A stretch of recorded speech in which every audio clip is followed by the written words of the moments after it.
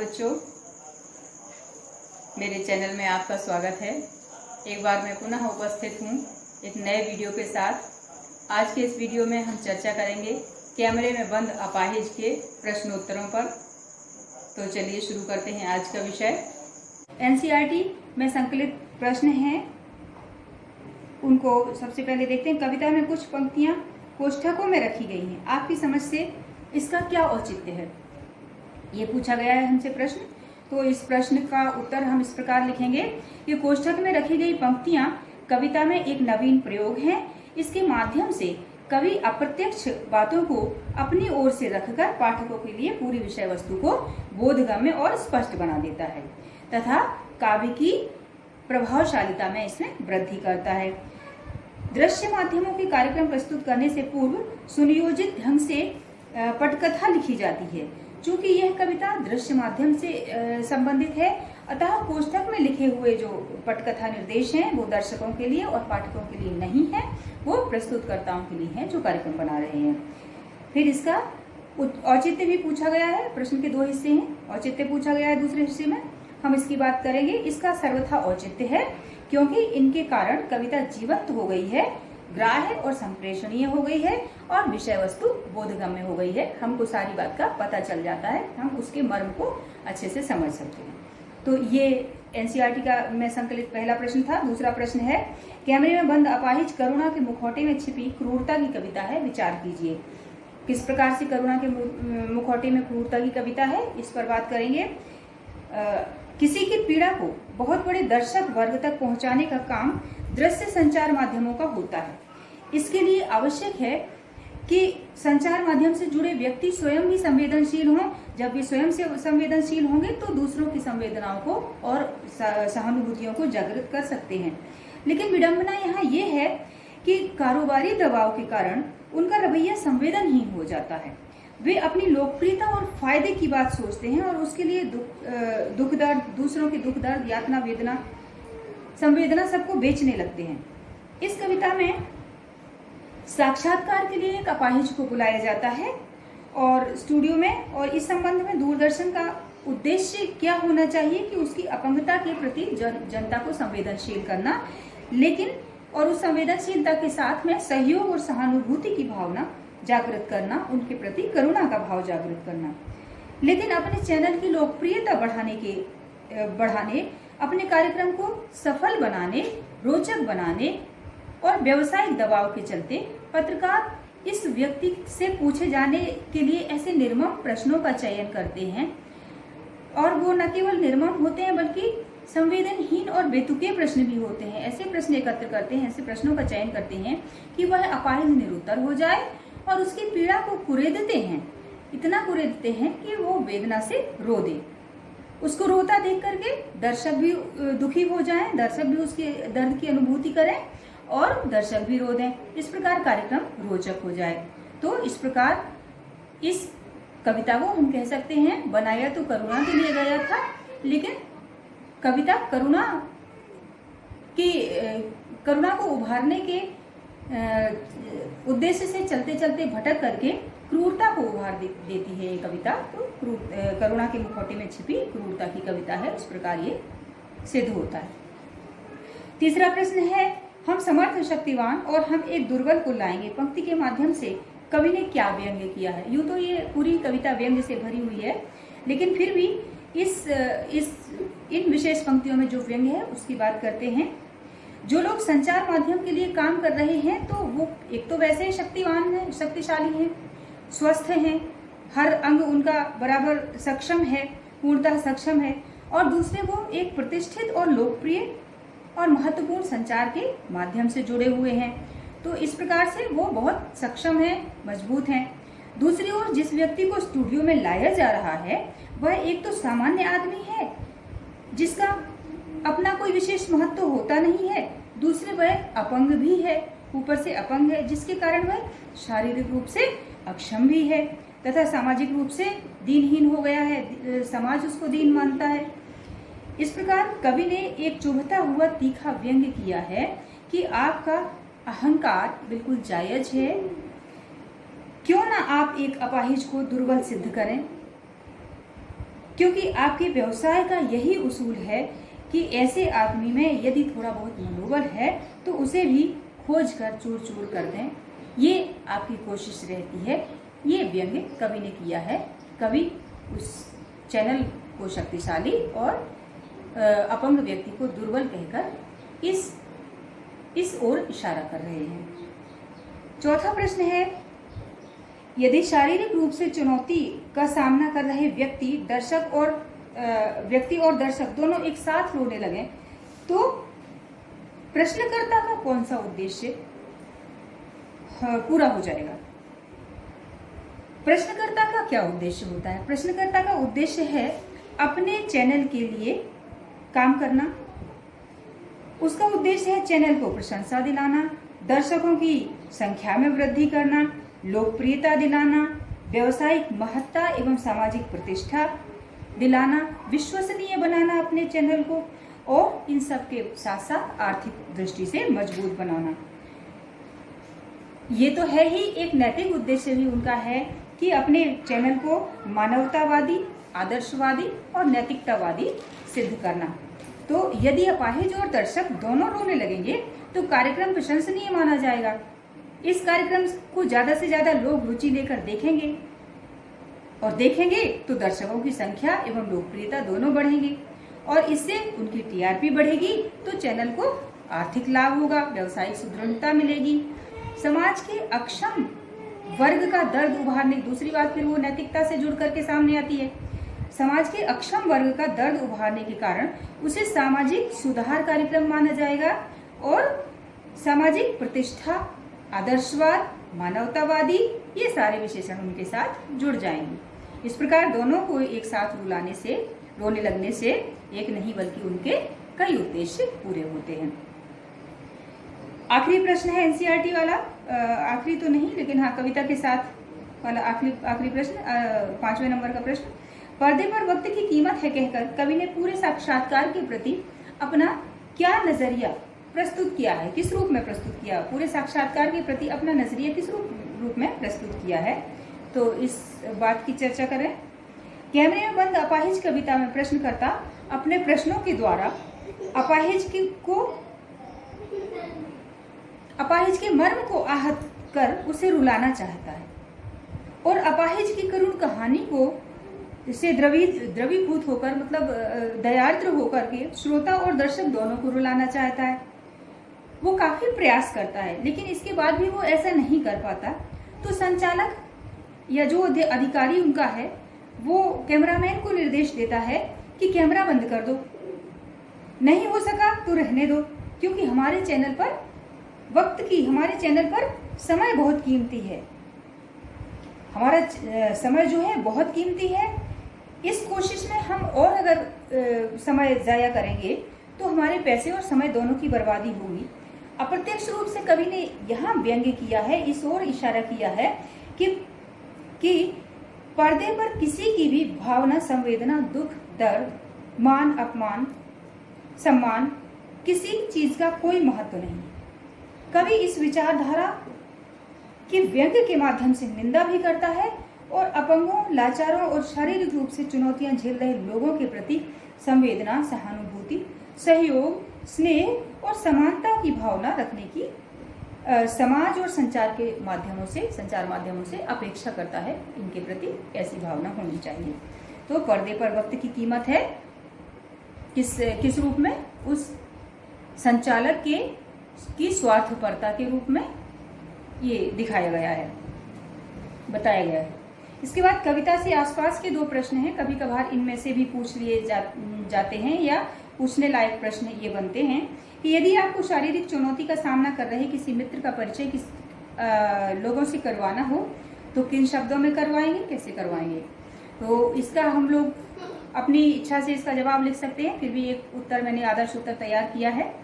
हम इस प्रकार के मित्र का भी सामान्य मित्रों की भांति परिचय करवाएंगे। अपनी बातचीत के दौरान उसके मनोबल को क्षीण करने वाली, उसमें हीनता पैदा करने वाली कोई बात नहीं कहेंगे। प्रकृति हर एक व्यक्ति को कोई ना कोई गुण, विशेषता या प्रतिभा देती है। हम उसके व्यक्तित्व में से वह गुण खोज निकालेंगे, वह प्रतिभा खोज निकालेंगे और उसकी ओर सबका ध्यान आकर्षित करेंगे। वह व्यक्ति, ऐसा करने से वह व्यक्ति उत्साह, आशा, दृढ़ इच्छा शक्ति, जिजीविषा और मनोबल से भर उठेगा। हम इस प्रकार की बातचीत अपने मित्रों के बीच उसके साथ करेंगे। दूसरा प्रश्न है, सामाजिक उद्देश्य से युक्त ऐसे कार्यक्रम देखकर आपको कैसा लगेगा? अपने विचार संक्षेप में लिखिए।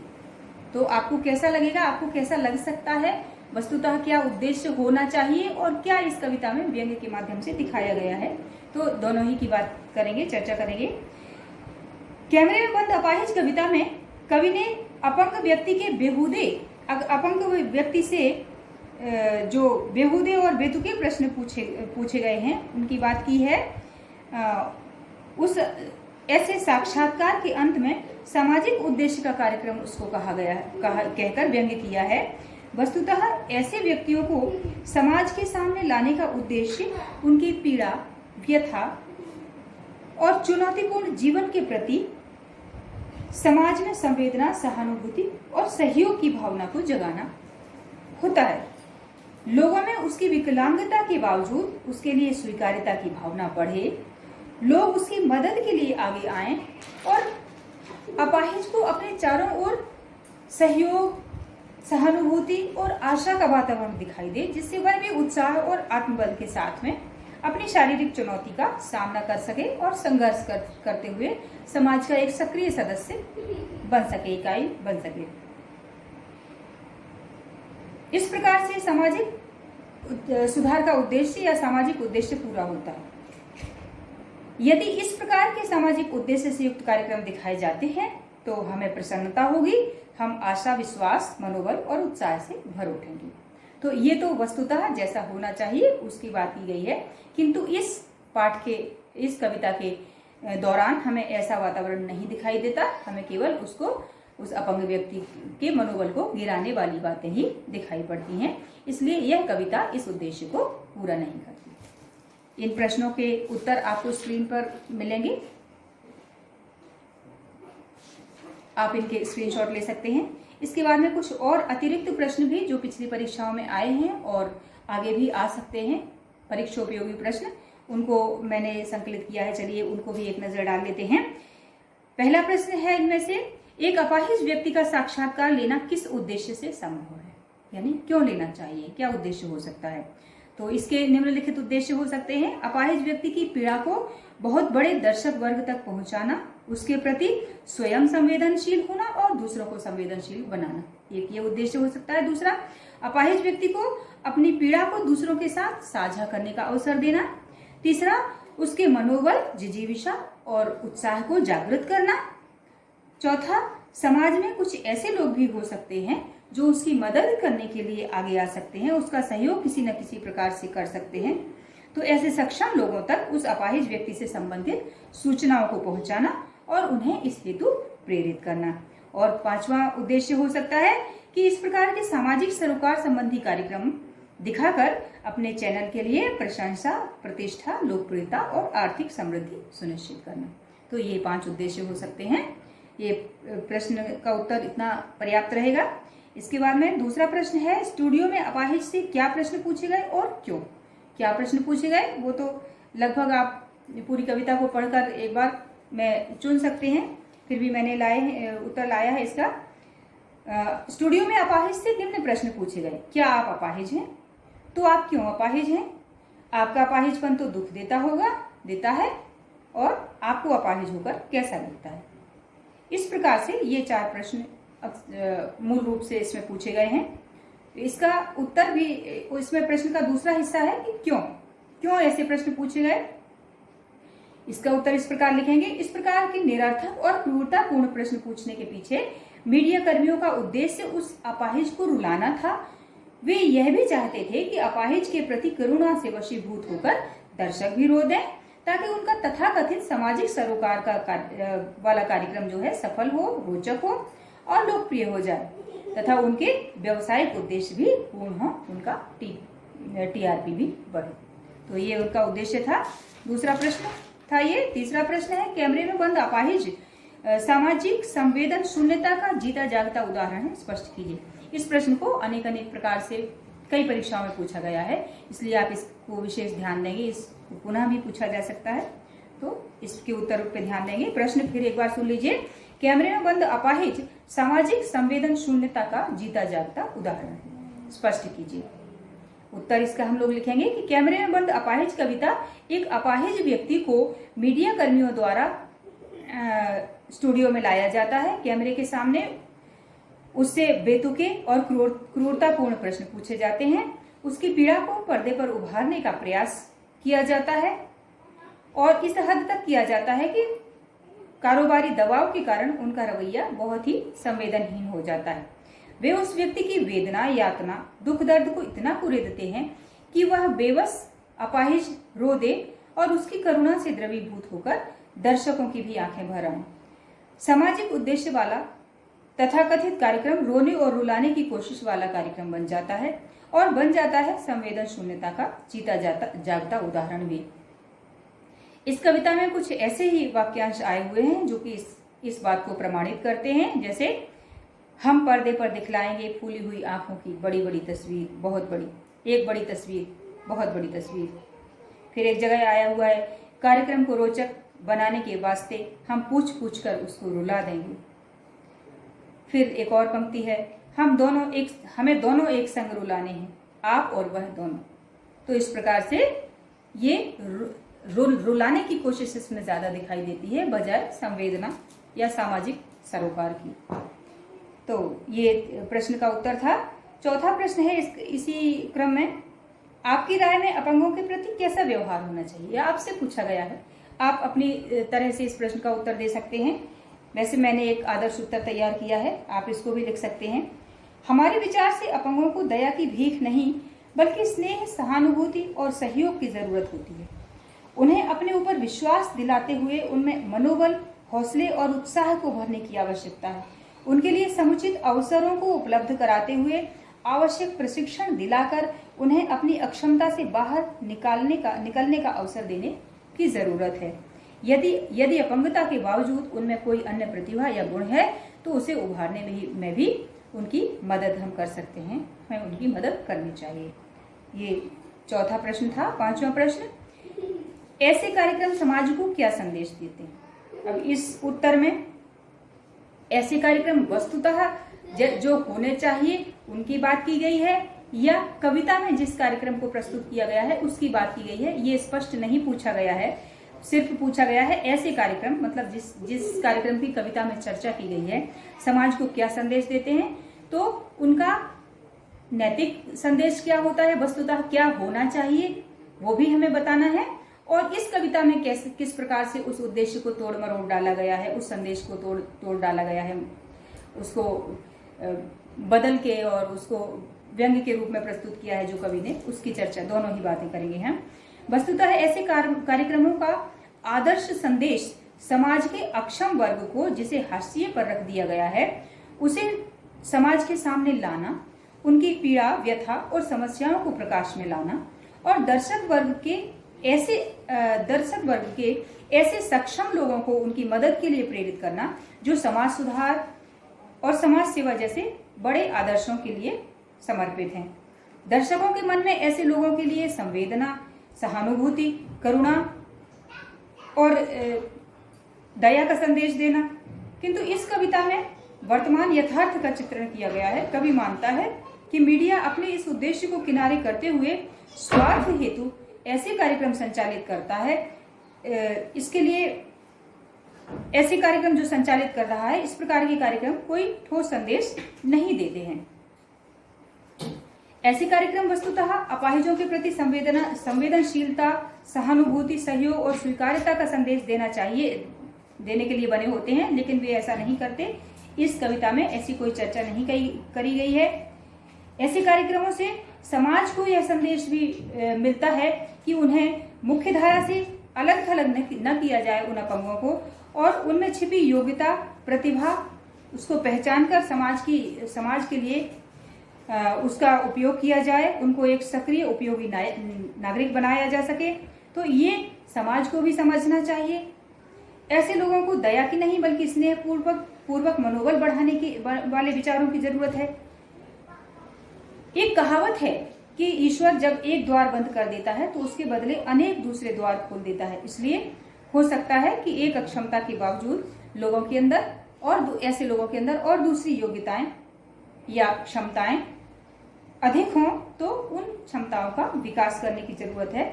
उनकी उपेक्षा नहीं करनी चाहिए और ना ही उनको कुंठाग्रस्त बनाना चाहिए, ना ही उनके प्रति अपने मन में भी कोई कुंठा रखनी चाहिए। किंतु इस कविता में कवि ने यह दर्शाया है कि आज संचार माध्यम ईमानदारी से अपने कार्यक्रम के उद्देश्य के लिए कार्य नहीं करते, वे केवल व्यवसाय की दृष्टि से पत्रकारिता करते हैं।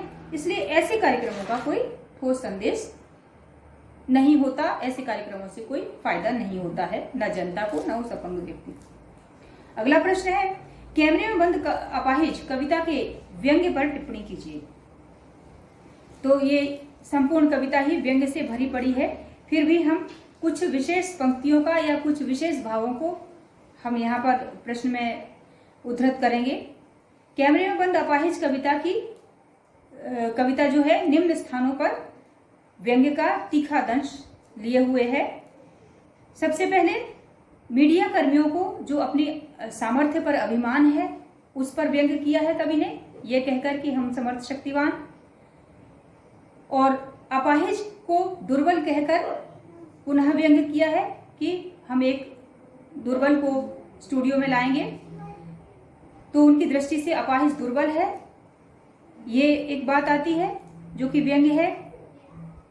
फिर उनके अहंकार पर, मीडिया कर्मियों के अहंकार पर फिर व्यंग्य किया गया है कि वो इशारे से बताते हैं उस व्यक्ति की पीड़ा को और कहते हैं कि क्या ऐसा, आपको कैसा लगता, अपाहिज होकर आपको कैसा लगता है, क्या ऐसा, जब वो कहते हैं तो यहाँ उनके अहंकार के ऊपर व्यंग्य किया गया है कि वे एक अपाहिज की पीड़ा को उससे ज्यादा समझते हैं, उससे ज्यादा अच्छे तरीके से व्यक्त कर सकते हैं।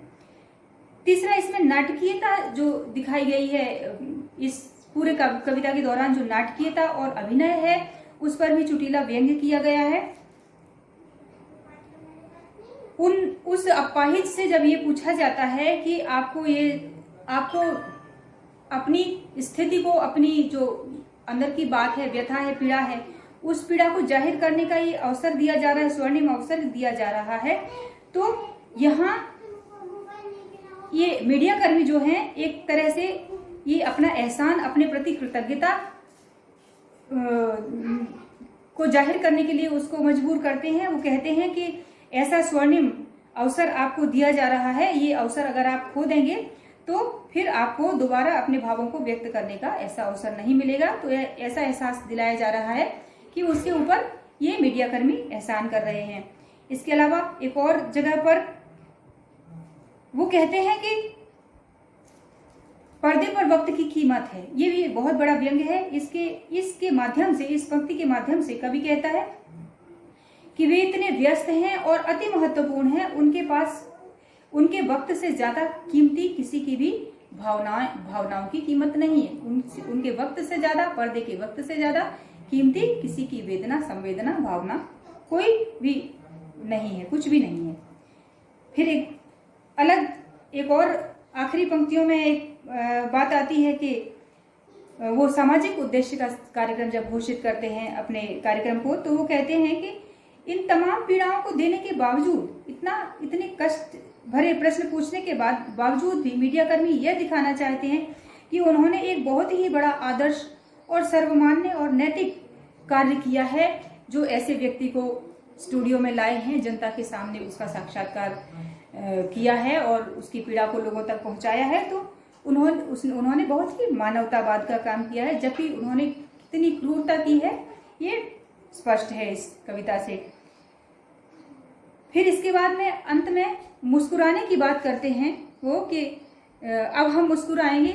मीडिया कर्मी जो भी साक्षात्कार करता है वो कहता है अब हम मुस्कुराएंगे। तो इतने करुण कार्यक्रम के बाद, इतनी पीड़ा से द्रवीभूत जब माहौल है, गमगीन माहौल है, ऐसे दौरान भी मुस्कुराना उनका कितना कृत्रिम हो जाता है, कितना व्यंग्यपूर्ण हो जाता है कि ऐसे वक्त पर कि जब किसी की जिंदगी का सवाल हो, किसी के जीवन में इतनी बड़ी चुनौती हो, उसका जिक्र कर रहे हैं आप, और उस समय भी मुस्कुराना, आप कितने कृत्रिम हैं, आप कितने औपचारिक हैं, ये दिखाता है। यहाँ उनकी उस मुस्कुराहट पर भी व्यंग्य किया गया है। इसके बाद में अपने इस कार्यक्रम को सामाजिक उद्देश्य से युक्त वो बताते हैं। इस कथन के साथ मीडिया कर्मियों ने सामाजिक उद्देश्य की परिभाषा ही बदल दी। उनके अनुसार सामाजिक उद्देश्य मानवता की हत्या करना ही एकमात्र सामाजिक उद्देश्य रह गया है, जैसा कि इस कविता को पढ़ने से लगता है। और इतना गिर गए हैं वे कि उनका उद्देश्य सिर्फ दर्शकों को और उस अपाहिज को रुलाना ही एकमात्र उद्देश्य रह गया है।